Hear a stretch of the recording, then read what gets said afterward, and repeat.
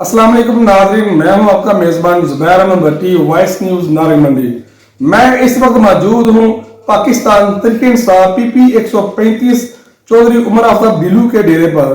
इनसे हम बात करेंगे जेल बरो तहरीक के हवाले से वो कितनी कामयाब हुई है और नारंग मंडी से कितने कारकुनों ने गिरफ्तारी अभी तक दी है। जी सर। बिस्मिल्लाहिर्रहमानिर्रहीम, बहुत शुक्रिया आपका। बात यह है कि जेल बरो तहरीक जो है हमारे कायद जनाब इमरान खान साहब ने इसका हुक्म दिया और पूरे पाकिस्तान में ख़ुसूसन पंजाब में जो है वो इस तहरीक का आगाज़ किया गया। पहले मरहले में जो है वो मेगा सिटीज़ जो है वहाँ पे जेल बरो तहरीक का आगाज़ हुआ और आपने देखा कि गुज़िश्ता दिनों में हर शहर में जहाँ जहाँ पर जेल बरो तहरीक का शेड्यूल जारी हुआ पार्टी की तरफ से, वहाँ पे हमारे लीडरान ने और कारकुनान ने भरपूर तरीके के साथ जेल बरो तहरीक में हिस्सा लिया और अपनी गिरफ्तारी दी।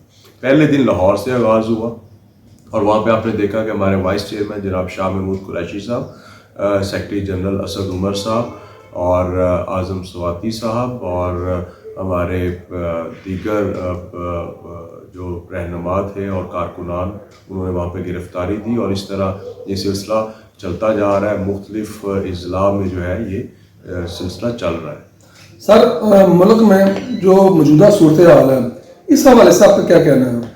देखिए, बात यह है कि मुल्क हमारा जो है वो डिफ़ॉल्ट कर चुका है। मुस्लिम लीग नून PDM के कई रहनुमा जो है वो अपनी तकारीर में ये कह चुके हैं कि मुल्क डिफ़ॉल्ट कर चुका है, हो नहीं रहा, कर चुका है।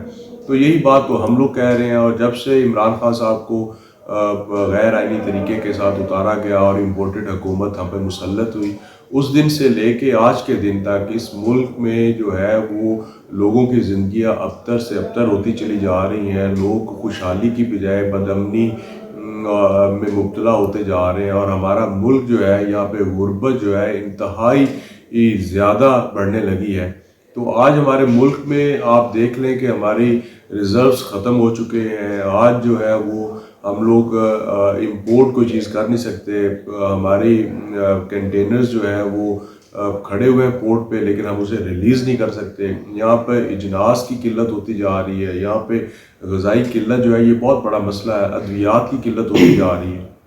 तो ये इसका वाहिद हल जो है वो आम इलेक्शंस हैं, जनरल इलेक्शंस हैं, जिसका मुतालबा हम लोग कर रहे हैं। और मैं आपके तवज्जुह से, आपके मीडिया के तवज्जुह से ये हुकूमत वक्त को पैगाम देना चाहता हूँ कि होश के नाखुन लें और इस मुल्क का सोचें, क्योंकि अगर ये मुल्क होगा तो हम लोग होंगे, सियासत भी होगी और बाकी सारे मैटर्स भी होंगे। तो चूँकि जमहूरियत में हमेशा जो है वो लोगों को हक दिया जाता है ताकि वो अपने लीडरान को चुन सके और अपनी मर्ज़ी की गवर्नमेंट बना सके।